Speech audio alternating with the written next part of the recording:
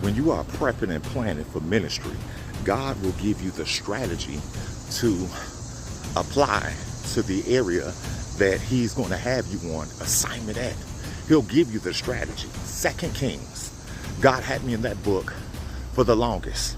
And it talked about the template that Elisha the prophet had used and how God used him to distract the enemy. He blinded the enemy and he led them into Father's trap. In that, they fed them and sent them away, but they led them into the trap of God. So he's going to give you the blueprint in this season and hour to do what it is that he's called you to do.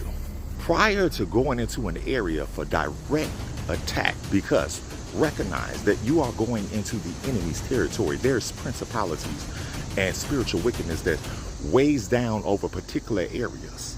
And those areas have to be dealt with care in how you approach them for an execution of God's plan, because you will reduce the distraction, you'll reduce the chaos, and proper preparation. You'll know which direction to pray in, what direction to provide warfare in, and you welcome in the power of God, the move of God to move in a great way. It's very important to stay on the wall, stay punched in your clock, don't get tired.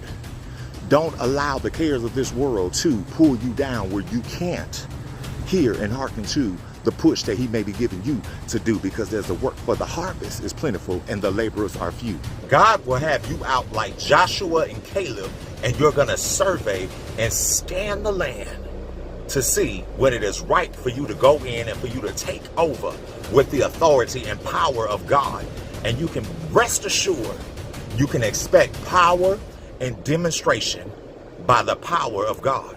In Elisha, the prophet Elisha, drawing in the enemy, speaking blindness over them and leading them into God's trap. That's bringing the people where they need to be so God can move. And I took very key notice to how they fed them, gave them water, and then sent them out.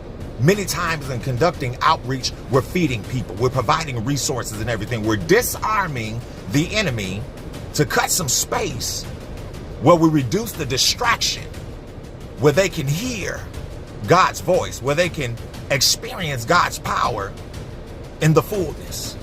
Distract the enemy, work with wisdom, strategy, and focus in the Holy Ghost.